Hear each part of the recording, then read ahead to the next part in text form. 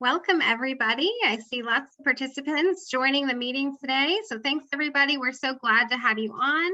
And we are extremely excited to be focusing on summer. We can't believe that it's already that time of year, but summer is almost here. And we're all really excited to direct our attention and our efforts to supporting children and families across rural communities all summer long.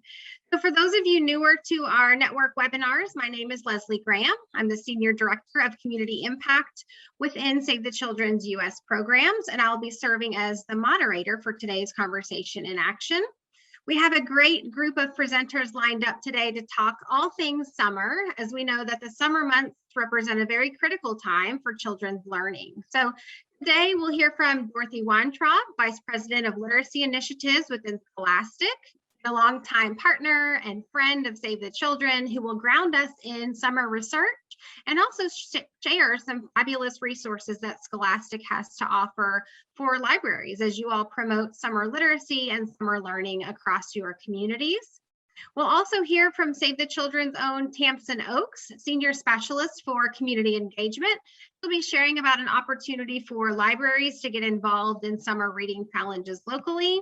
And then finally, we'll hear from a local rural library director, Ashley Wagers, who oversees all sorts of summer initiatives within her library here in Jackson County, Kentucky.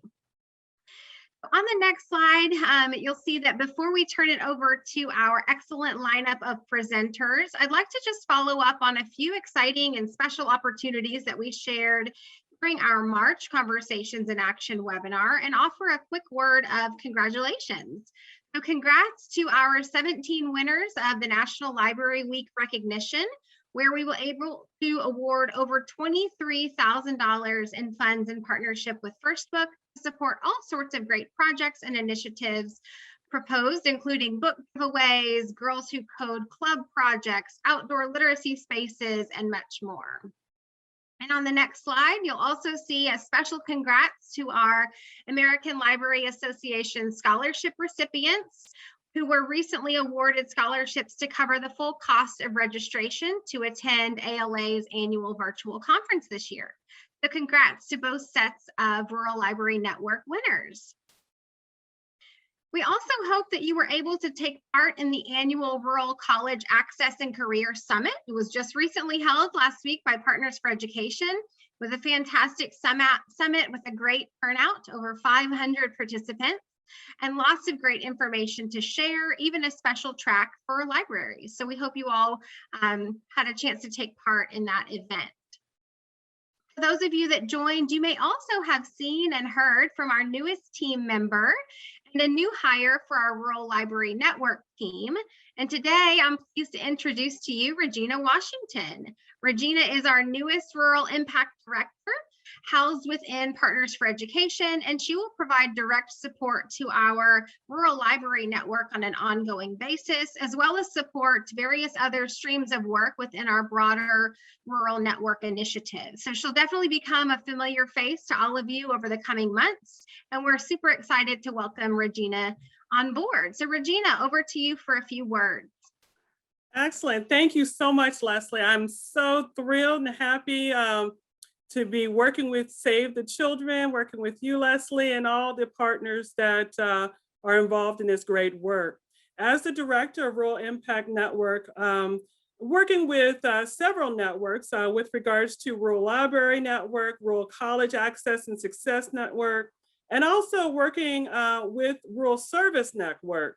All these particular types of network, along with Conversations for Action and the summits, what we hope to do and is to continue to work with rural communities across the country with the focus on transforming learning into action for sustainable results through place-based and collective impact approaches. We know that more than 90% of the United States land is rural, with a little bit more than 20% of our population living in these rural places. And we know that rural places are challenged with social and emotional factors that act as barriers to successful results and also outcomes. So Rural Impact Network will lift up the importance of increasing diversity, equity, and inclusion recognizing that we all are a part of an ecosystem of resources, services, and advocates for underserved communities, addressing,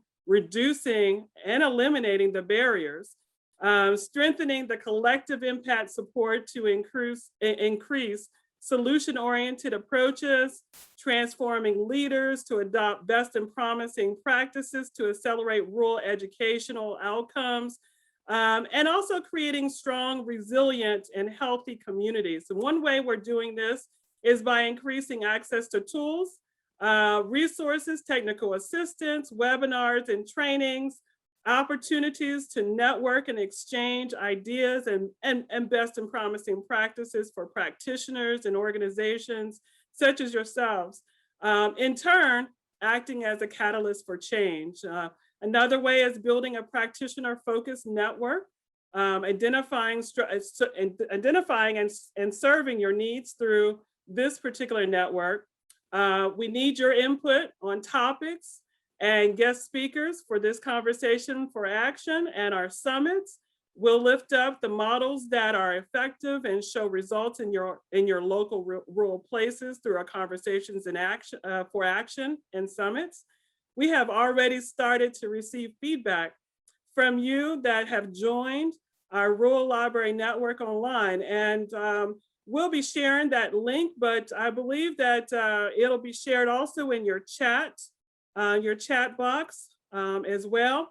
So the Rural Impact Network, along with the Rural Library Network, is a new addition to the Partners for Education portfolio. Let's dream big together, right, Lesley? We're dreaming big together, and for what this network can be, and what it can mean to you and your success in your communities that you serve, which means that Partners for Education needs to get a better understanding of your local conditions and your aspirations for your community. And I look forward to working with you and visiting selected rural communities when the traveling door opens up. But in the meantime, I look forward to meeting you in the virtual space. I look forward to working with all of our partners, such as Save the Children, Institute of Museum and Library Services, Campaign for Grade Level Reading, Strive Together, and many more.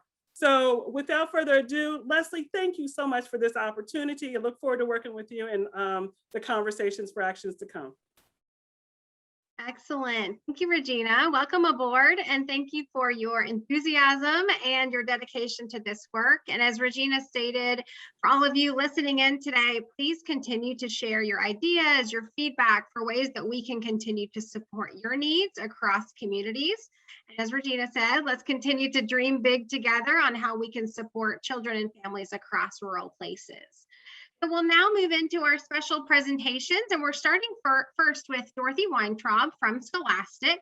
I will also encourage everybody, please use the chat box, join in the conversation, share your ideas, ask questions of our presenters. We will have time for Q&A at the end. So please engage in the chat box, and we will turn it over now to Dorothy. Dorothy, welcome. Thank you so much, Lesley. It's a pleasure to be here. Good afternoon, everybody. And I'm just so excited to have this opportunity to meet with all of you and learn from you as well. And Scholastic sees Save the Children as an incredible partner, and the work that you're doing is amazing. And so I'm just going to take these next few minutes to kind of walk through what we do, what we can offer this summer. And let's go to the next slide. So first, we want to say that here at Scholastic, we know that you as librarians are playing you are a critical community hub for the families and the children you serve. And in our eyes, we truly see you as champions because you've found creative and innovative ways to connect and engage to support your patrons during this unprecedented year. We know that while technology and the internet have been reliable resources, we are well aware that there is a large equity gap in rural communities, from little to no access to Wi-Fi, not having computers, or not having, or have patrons even have the basic literacy and computer skills they need to navigate the web. Next slide. So prior to the pandemic, let's take a minute to review some of these alarming statistics. And when you pause on this, I mean, the idea, and again, I don't think any of this will be shocking to any of you, but I always feel it's so important to kind of reinforce why we're all in this together to do this work. This idea that 61% of low-income families have no books at all in their home, that 51% of students in the US public schools come from low-income families, not really a surprise, but that 37% of children arrive at kindergarten without the skills necessary for lifetime learning. So with all that instead, with these alarming statistics, and now that we're going to factor in learning loss, the equity and access issue, and I'm sure we're going to agree that our work is cut out for us to try and bridge this gap this summer and beyond. One of the clear ways to help is by providing access to books to children to build their own home library. Research has shown that when a child owns their own book, this can lead to a positive educational outcome. Now, summertime can provide tremendous opportunities for kids to accelerate reading, to experience the social and emotional impact of good literature and stories, and to make up for any lost learning due to lack of access to instruction and reading. You can go to the next slide, sorry. Research has proven that in a typical year, summer reading supports skill gains, and its absence leads to widening skill gaps. With this in mind, our Scholastic Reading Promise is to help you get books in the hands of kids, support social and emotional well-being, build skills, and create community among kids. So in the next few slides, I'm going to highlight some of our proven summer reading resources to ensure our children have opportunities for reading acceleration and that they gain motivation, experience, and confidence that reading success brings. Next slide. So I want to start off with Scholastic's annual Summer Reading Challenge. This is a free online gaming experience called Scholastic Home Base, and it's for kids from K to 6th grade. It's a virtual book-based game where kids can enjoy a community of readers and are encouraged to read, celebrate their achievements, and help increase access to books for their peers. The gaming platform this summer will enable children to read ebooks, interact with their favorite characters like Dogman, Goosebumps, Captain Underpants, play book-based games and activities, join dance parties, and a whole lot more. So the Summer Reading Challenge is beginning April 26th through, so it's already kind of started, through September 3rd. And you can access it through scholastic.com. To learn more about it, go to scholastic.com/summer. And also, families can join us on Facebook and YouTube for read-alouds and family nights featuring children's favorite authors. Next slide. To support independent reading and also the work that you are doing, we would like to introduce you to our low-cost book giveaway program, Scholastic Literacy Partnerships. This is also a free membership program and has been designed to give you maximum savings. There are over 10,000 books online for children from birth all the way up to 12th grade, and our books cost as little as $1. Next slide. So through LP, you can search and find classic favorites to celebrate the joy of reading and to keep children engaged throughout the summer and beyond. So I put in some of my favorites like Goodnight Moon and The Rooster Who Would Not Be Quiet. These are awesome books. I'm sure you all can add many more to your list of favorite read-alouds. Also, next slide. I just want you to be aware, like when I said it was a low-cost option, just to give you some ideas of some of our low-cost books that are in the catalog. Next up, next slide. We also have a number of books that can support social and emotional. We know that children who are going through trauma, anxiety as a result of the pandemic, what better way, as you already know, to connect, books to feelings. And so we have a bunch around SEL, and they're earmarked in the catalog. So the most important thing that, as I go through all of these slides, I just want to make sure you're aware that in the catalog, there are tons of different themes, collections, besides it just being price-based, and it's all very clear and searchable online and through the paper catalog. And last but not least, the next slide. And we also have an extended list of diverse and multicultural books. And our list is going to be expanding this year to include an even wider array of books. Scholastic is committed to DEI, and you'll see more and more coming from us in the upcoming fall and beyond. So be on the lookout for all that. Next slide. So as a Literacy Partnerships member, we will make available throughout the year special offers such as double bonus books, enabling you to give even more books into the hands of the children you serve. We also have family resources at a nominal fee available for you to give families and include strategies and activities to support their child's literacy development at home. The family guide, as you can see, is from grades K to 6, and they're as little as $1. In addition to that, we're always going to have books that are going to be aligned to your summer reading theme, which in this year I know is Tales and Tales. And you see here that on the double bonus book, My Faux Pas, it's now not through April 30th, it's through May 30th. So I want you to know that double bonus books is going on right now. I apologize for that mistake. So take-home books are a wonderful way to send home with families. However, if you're interested in engaging the families to support learning at home, the next slides will walk you through some options we have available for our youngest children as well as our older ones. Next slide. So for our earliest learners, we have some family literacy resources this one, like Scholastic Readiness Bilingual Kits. It was co-developed with the Valley of the Sun United Way. This family guide is aligned to developmental milestones and the early learning standards. This whole entire kit is bilingual. There are over 80 plus activities that families could be doing together, or you could be doing with families inside or outside of the library walls. In addition to books, you can see here, there's a journal, 3 bilingual picture books. There are songs, both available in English and Spanish with printable lyrics. Crayons, safety scissors, and the tote bag, which is also both, as you can see, in English and in Spanish. Next slide. We also have the Read and Rise Family Guide. This family guide is from birth to 8 years old. Inside the guide has individual stories that families can read together with their children, along with activities around call-outs about how to read together with their child. And in addition to that, it puts together a recommended age-appropriate book list, and it's available in English and in Spanish.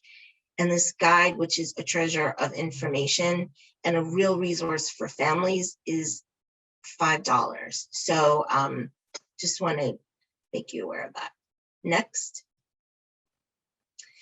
As a result of the pandemic, and during the pandemic, I should say, we put together these grab-and-go packs that have been a big resource for libraries, for community-based organizations, as well as for schools.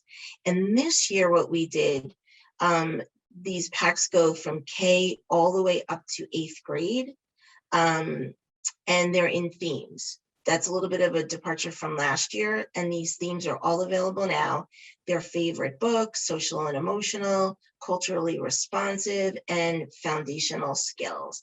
The themes are available in English and Spanish, and each of these packs includes 5 authentic texts, a literacy skills journal, and a family guide to literacy. And this has probably been one of our most popular during the pandemic because it's just easy, just give it out. And the material in there is pretty awesome. Next slide. In addition to those grab and goes, I wanted to make sure you knew about My Books Every Day. These are also theme-based. This is only for grades K to 3, English only. The themes are Open a World of Possible, Let's Discover, which is STEAM, and Super Reader, which is SEL. In it, they have 5 high interest books, 1 journal, 1 family guide, and 1 program guide if you decide you want to do this with the families at the library. It gives you a full implementation of how to make the best out of this, out of these resources. Next slide. And then for summer, many of you may be familiar with the My Book Summer Packs. So they come in, they go from pre-K to 12th grade. They're available in English and Spanish. 5 and 10 book packs, both fiction and nonfiction. There are think sheets that are directly tied to the books in the packs, a journal, and for the youngest kids, we also include a colored pencil set. And yes, that's it. Moving on. And then I want to talk about one other very important resource that we want to make available to you and the community and to the patrons that you serve. So Scholastic is in partnership with the Yale Child Studies Center. And what we have put together, and this was during the pandemic, it was this First Aid for Feelings guide available in English and in Spanish. And basically this collaborative we've been a part of for over 10 years. And through this work, there is a commitment on both of our parts to explore how literacy can be used to foster resilience among children and families. We believe in a multi-generational approach to literacy that is grounded in storytelling, social connections, and place-based learning to strengthen communities. So this resource will support the emotional and well-being for yourselves as well as the families you serve. You can access it through the web. This is the link below. We also have hard copies that you can order through Scholastic. They're available. It's in English and Spanish and French. And what you're going to see through Scholastic in the coming years is more and more work that we are going to co-develop with the Yale Child to show how pretty much like emotions and feelings and trauma, anxiety, stress, and how literacy can be a part of that, how we can deliver that to all of you to help the families that you serve. So to wrap it up, we hope that the books and the family resources that I've outlined here will be a value add to the work you are doing. We encourage you to sign up to become part of the Scholastic Literacy Partnerships Program if you haven't already. If you want to talk to somebody directly, that's the phone number. Please check out the Yale Child Study link. And thank you again for all that you're doing to support children and families, and truly wishing you a great summer. Thank you. Back to you, Lesley. Excellent. Thank you so much, Dorothy, for kicking us off with these fantastic resources and for your opening words of affirmation. Libraries absolutely are critical community champions and hubs for children and play such a critical role in supporting children's educational success. I also will just note we have lots of avid Scholastic lovers giving you some love in the chat box. So lots of supporters already in the network. And really appreciate you taking the time to raise awareness of these great resources that hopefully we can all use to make even a bigger impact for children across the summer months. So thank you, Dorothy. All right, now we're going to move over to Tamsyn Oakes, and Tamsyn will be sharing about the 100 Days of Reading campaign and another exciting mini grant opportunity for network members. So Tamsyn, over to you. Absolutely. Thank you so much. I'm so excited. I put a little note in the chat box earlier, but Dorothy, I'm such a fan of some of those materials that you shared, and I've used them in some of my summer programs way back before I came to work at Save the Children. So I'm really excited to be part of this conversation as we talk about how we can all come together to support summer learning and summer reading. If we can go ahead and move on to the next slide, I want to share a little bit of information with you all about this 100 Days of Reading campaign that Save the Children does, really as a way to just kind of engage families, children, caretakers, community partners in supporting and promoting reading over the summer months so that we can help mitigate learning loss, but also so that families and children can kind of get in on the action together. It's a way for them to we encourage folks to really just track their time spent reading over the summer. We know that a lot of folks are reading over the summer anyway, and if they aren't, we want to encourage them to do so. But by tracking those minutes, it really allows us to raise awareness of the importance of reading over the summer and all that we're doing to support children across the U.S., especially in rural America, and it can help build support for our efforts there. The time frame for this campaign tends to kind of really stick to the summer months, starting June 1st, right after Memorial Day, and ending September 8th after Labor Day. That's a nice kind of bookend because it coincides with World Literacy Day, which we are all a big fan of, I'm sure. And our challenge is for folks to read at least 20 minutes a day for 100 days over the summer. Research, of course, tells us that reading at least 20 minutes every day, that daily reading practice, is really what helps build those literacy skills and mitigate learning loss. I think that's especially critical after the year that we've had with school closures and remote learning maybe not working for a lot of our children in rural America. So that's the challenge that we are putting forth to parents, caregivers, partners, children, everyone.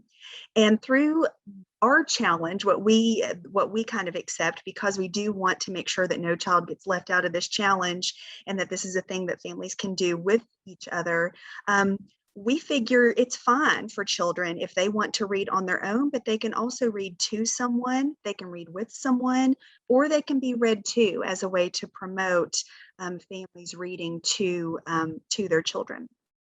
Let's move to the next slide.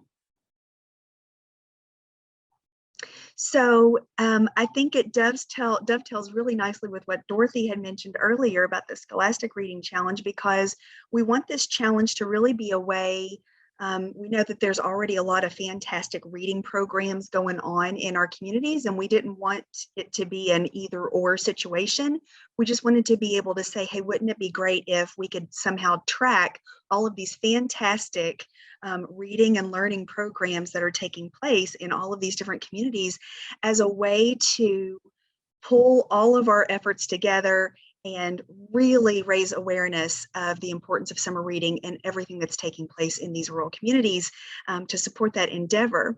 So if you guys would like to lend your efforts to this challenge and want to get involved, there's a very brief partner enrollment survey that you guys can complete. It's just going to ask some basic information about who are you, where are you, what's the name of your challenge, what's it running, are there any hashtags you guys are using, that kind of stuff, just general information.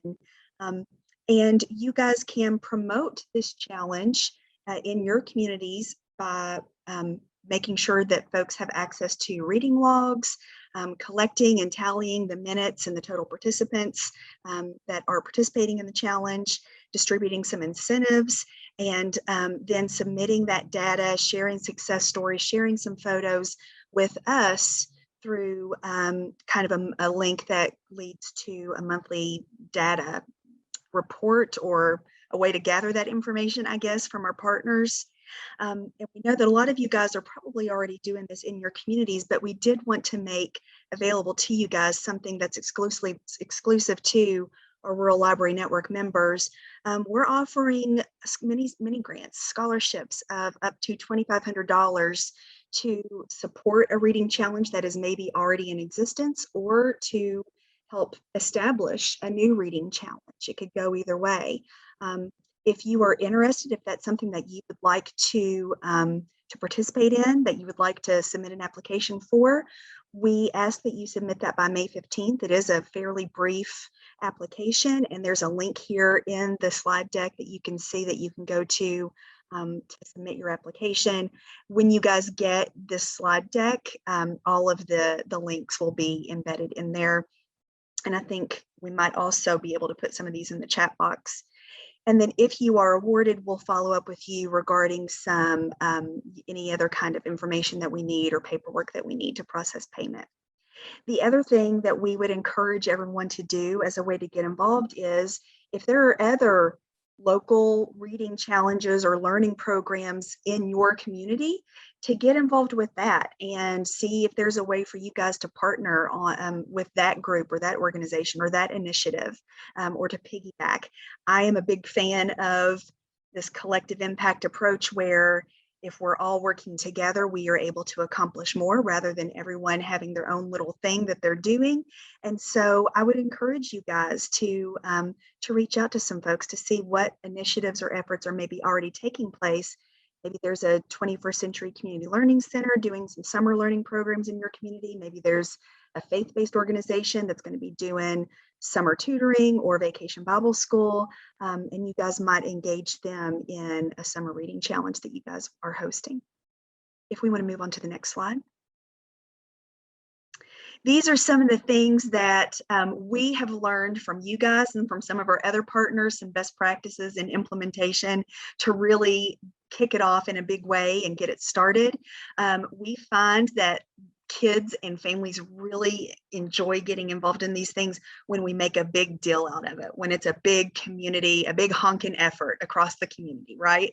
And so we encourage kickoff events whenever possible. A lot of folks have been able to do those safely during the pandemic by making sure that it's in a large outdoor area so that families can stay socially distanced from each other.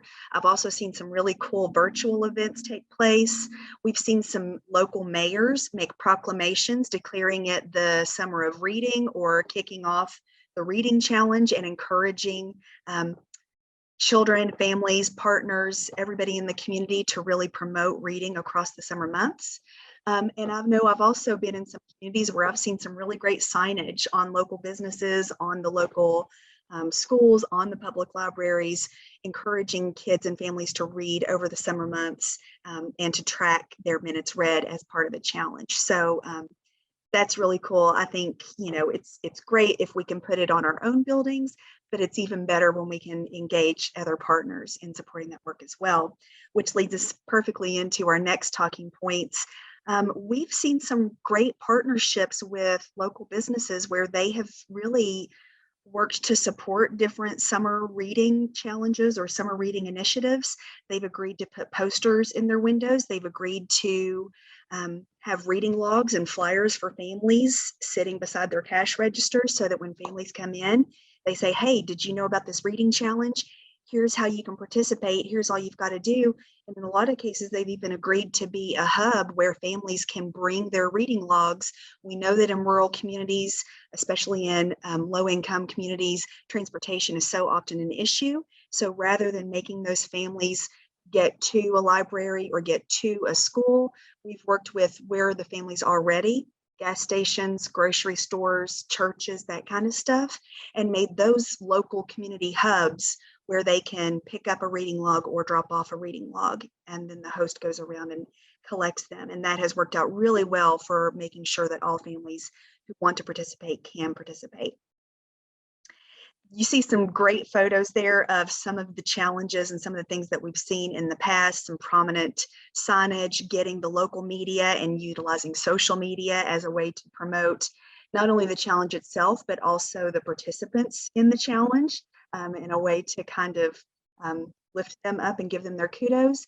And in one community, we even had a big old sign hanging over Main Street that really let everybody in the community know the reading challenge is going on right now. Everybody's getting involved, local businesses, schools, faith-based partners, libraries, everybody. So it was very much a community-wide effort. It was very exciting. Next slide, please. We have pulled together some, if you are interested, we realize that a lot of you guys may already have your own tools and templates available, and that's perfectly fine. But we did get some feedback from partners that they would like to have some suggested materials that they could tweak as they needed to use in their challenge. So we've pulled together some materials that you guys are going to have access to if you'd like to use them. There's an informational one-pager that has all of the information that you would need to engage in this challenge, or if you would like to engage other community partners in a challenge that you're hosting. There is a books read to minutes read converters. We know that some folks in their reading challenges, they are keeping track of books read. We are keeping track of minutes read through our reporting. And so there's a converting tool there. We've got yard signs for partners and participants to promote the challenge and to kind of let those participants brag on its really cool to drive through a community and see all the yard signs of who's participating in a summer reading challenge. We've got language for a mayoral proclamation. We've got a poster to promote it either in your business or with other partners or both. We've also got some public service announcement drafts, just a couple of very short one that's really around promoting a challenge, another that's just kind of more general to summer reading. But if you guys have any partners with the local library or local media in your communities, and you'd like to put a PSA out there that would play over the radio, we've got some text for that. There's a certificate for some participants. There's a flyer for participants that not only lets them know how they can participate in the challenge, but how they can find ways to make reading fun. Read outside under a tree, read a book that your mom and dad enjoyed when they were growing up, read to your best friend, that kind of stuff. And then we've got just a very simple reading log and some bookmarks for children as well. All of these tools are able to be fully adapted to your needs. So while they do have language on there around 100 Days of Reading Summer Challenge, and we've got the dates of June 1st through September 8th on there, you guys can change them to reflect whatever you need to. And there's also a place on there for you guys to put your logo. Next slide, please. And then I think this is my last slide here, just some links all in one place. The link to the partner enrollment survey. I hope whether you are going to apply for the mini grant application or not, I hope that you'll consider enrolling in our challenge and contributing to our efforts. It's always so cool to see where all of these partners are across the US and who all we're partnering with in this effort. There's also the link to the mini grant application. And just as a reminder, you would need to get that submitted by May 15th. There's the link to the monthly data survey if you do enroll in our challenge. And there's the link to the summer challenge resource folder that has all of those great resources that I just shared. If anyone has any questions, please don't hesitate to email me. You see my email address there on the screen. I'm happy to answer any questions as however I can. Great. Thank you, Tamsyn. And according to campaign calculations from last year, I believe there were over 100 million minutes read across challenge participants. So that's amazing. And I also love the best practice sharing, thinking about ways to engage other local partners, whether they be gas stations, churches, other local businesses. So thank you for that. It's also great to see how all of this work is kind of rolling up together, aligning around common goals for supporting literacy and learning this summer. So thank you. All right, Ashley Wagers is up next, and Ashley is another Berea College graduate and represents the great Jackson County Public Library here in Kentucky, also a longstanding partner and true champion for children. So Ashley, we're eager to hear about all the summer initiatives and opportunities that you've got going on within your library. So over to you. Well, I'm so excited, and I was so glad to be asked to be on this webinar, I guess. So summer is one of our favorite times here at the library. We just have so much more opportunity to bring resources and educational activities to our families here, because kids are not in school during the summer. So they have a lot more time to be able to come and visit us. So we really try to implement as much as we can during the summer. It's our goal to bring books and resource materials to our patrons. But, we also want them to be able to have fun while they're learning and enjoy the simple, happy things about learning, versus the hard study time that they kind of experience with school sometimes. So we offer children's program throughout the whole year for a variety of ages. And during the summer, we try to blow it up, and we do activities more frequent to encourage reading. One of the programs that we have here is called Wiggle Worms, and it targets the kids ages 0 to 5. And it offers the parents opportunities as well to learn about early childhood development strategies and literacy skills. And we collaborate with Save the Children a lot, and during the summer even more, so that we can try to think of unique and beneficial programs that can get our parents and children involved together in learning. So our Wiggle Worms pre-pandemic time usually met here at the library every Wednesday. And so they would have story time, they would have activities, we would offer a healthy snack. And then just recently we switched that over to digital story time on our Facebook page. where we did a lot of the same activities, but it was all virtual. And then the families participated at home. For summer 2020, we did it was called Page Turner Summer Reading Program. And so every week for 8 weeks, we had a craft that the kids could come to our library. It had everything included in the kit. A lot of times we would give out books with it, trying to get those books in the hands of kids, in the homes of kids that don't have them. And so they would come to the library, they would pick up the kit, and then they could do the virtual. We would have the instructions in the kit just in case they weren't able to get on our Facebook page, because sometimes they don't have internet at home, they don't have Facebook at home. So we would still include the instructions, we would include the educational material in the kit, and they would take those home, and they could do those at home during the pandemic because they weren't allowed to come here.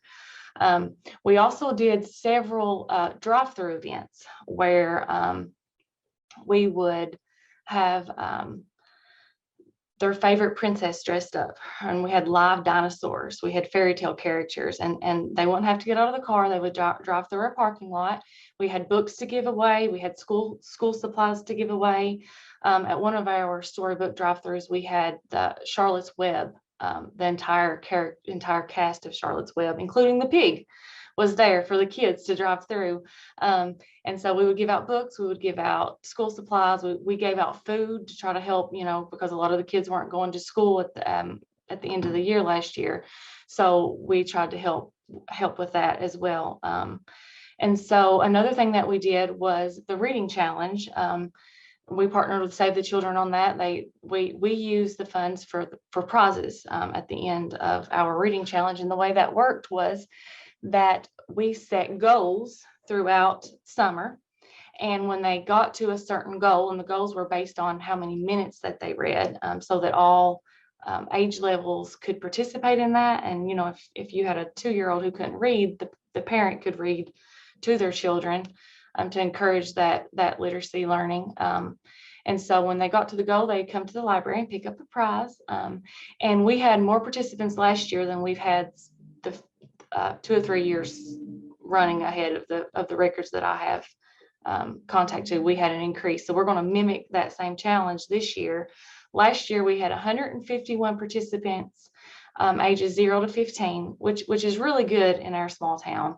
And then we had 54 that were over the age of 16, for a total logged minutes read of 45,121 minutes that our families read. So we were really proud of that. And we'll be doing that again this year. Now, before pre-pandemic, we had the kids come to the library. We would do activities with them. We had a planetarium set up in our community room so that families could come and experience space here in our small town. Like, our goal is to bring things to our small town that our families otherwise wouldn't have access to. That's the goal of libraries, is to bring access to resources, not just books, but resources to families that are not able to get them. And whenever you don't have books and you don't have these resources, that's when your learning there's that learning curve. So we try to do our best to bring and to do it in a unique way. So for our adults, we also try to encourage their learning. And so we host craft nights, book clubs, book signings. We have health education classes. We have self-defense classes, coupon classes, cybersecurity information, painting classes. And then after the pandemic, we had to stop a lot of that, but we were able to do some learning sessions, like cooking classes and how to use Google, that kind of thing, do some online classes with our adults.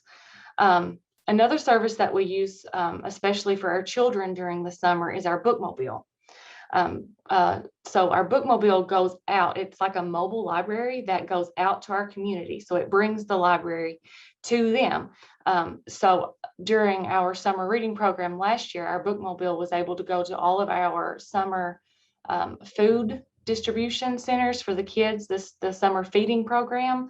And she was able to give out free books to every kid that came to that summer that summer feeding program. Our bookmobile went and gave away some free books. We're doing a seed library this year for our families to come in and learn about growing and planting their own food. And so they check out seeds for free from our library. They take them home. It's got an instructional manual on how to plant the seeds, when to plant the seeds, how to care for the seeds, and then how to collect the seeds. And then at the end of the season, they bring those seeds back so we can sustain this library and have seeds for them to check out next year. So that's one of the things that we implemented this year. And then another service, which is, it may be one of my favorite services that we offer here, is for our adult learners as well. It's our GED testing center. So we're kind of nestled in Jackson County. We're 45 minutes away from like the nearest Walmart. So finding a GED testing center is a little bit difficult for our adult learners to get out and do that. So we applied to become a GED testing center here a couple of years ago in 2019. And since that time, we've had 39 adult learners receive their GED. So we're really proud of that as well. So we're really busy here at the library throughout all year, but summer is one of our most, like our favorite time of year. And so we try to take advantage of that extra time and the nice weather to do, just things for our children and give them every opportunity to read and learn while they're not at school. So that's pretty much all the things that I had to highlight. So I'll just give it back to you, Lesley. Thank you so much, Ashley. I could say we can all tell how busy you are. These are great ideas, and I appreciate that you have really fun, engaging opportunities for youth of all ages throughout the summer. And it sounds like you're bringing some really unique opportunities to your children and families too. So that's always wonderful. So thanks so much for sharing your library's practices and services. And I hope that others too will engage in the chat box. If you have other ideas to share, best practices, go ahead and share those out with the rest of us. We'd love to learn from you all too. And just thank you again to all of our speakers, Dorothy, Tamsyn, Ashley. You all were fabulous, and really appreciate all the ways that you're supporting children and families and keeping their minds actively learning throughout the summer. We do have a short time for Q&A, so I'll ask that if you have questions, you're welcome to type those into the chat box. We'll get to as many as we can. And I have already seen a couple come through. So I'll go ahead and raise those up to our presenters. So first, actually, Dorothy, a question for you. We have a member that has participated with Scholastic Face, but how does that differ from literacy partners? If you could just explain the difference there. There really isn't a difference. It's the same. It's two different programs, and what we did was FACE was originally supposed to be for members in schools and districts only, and LP for community partners and public libraries. That's the only difference. So if you're a FACE, that's okay too. You're getting the same book, same prices. Excellent. Thank you, Dorothy. Thank you. And question for Tamsyn. I think I'll toss it to you, Tamsyn. We know that there's strong emphasis on summer learning supports, and I think you mentioned some other opportunities to get engaged across the community. Also thinking about summer feeding support for youth. So do you have any thoughts on how libraries might be able to support local feeding efforts during the summer? I do. I actually just, I don't know if it was earlier this week or last week, but saw an article about this exact thing where so many libraries, especially in communities where they are the hub in that community, are stepping into the food security space and how the critical role that they are playing there. And as a matter of fact, I'll put the link in the chat box there because there's a webinar coming up on May 20th. Pretty sure it's May 20th. It looks like they've got a fantastic panel set up, but it's really geared towards pulling people together. It's supposed to be an open discussion so that for libraries who are already supporting this work or who are interested in supporting this work in future can come together and just kind of discuss what's our role in this as a public library? What role do we play in supporting food security in our communities? How can we get involved? Hearing some best practices and ideas from some of their peers that are already doing that. So I'll make sure to put a link to that article in the chat box. The other thing I would say is if you guys are not already connected to the National Summer Learning Association, NSLA, they are a fantastic resource. I've been going to them. They've been one of my go-to sources for just kind of best practices, toolkits, theme ideas, connecting to other folks who are working in this summer learning space for, I want to say, at least 15 years, not to show my age too much, but it's been a while that I've been going to them.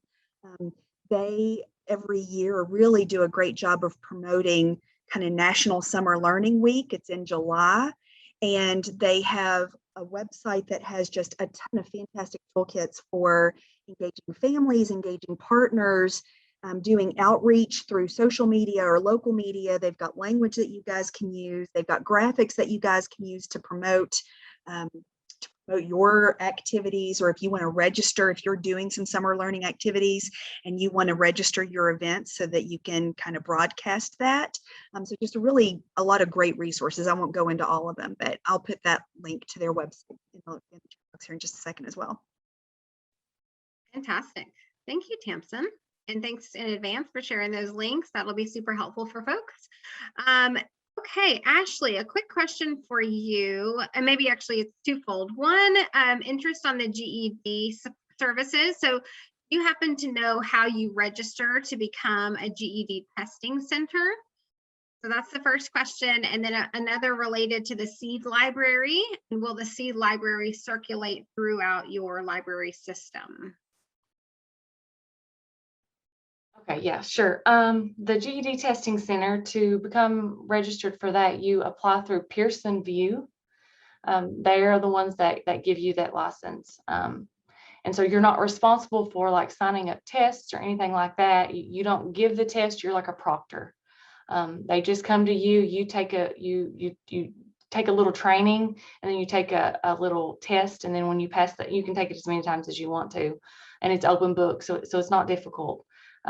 But whenever you pass that test, you get a certificate saying that you can give that test. The hardest thing is to get the software on your computers. I had to get IT support to help me with that, so I would not be any help with that. You have to send pictures of your testing center. They're really picky.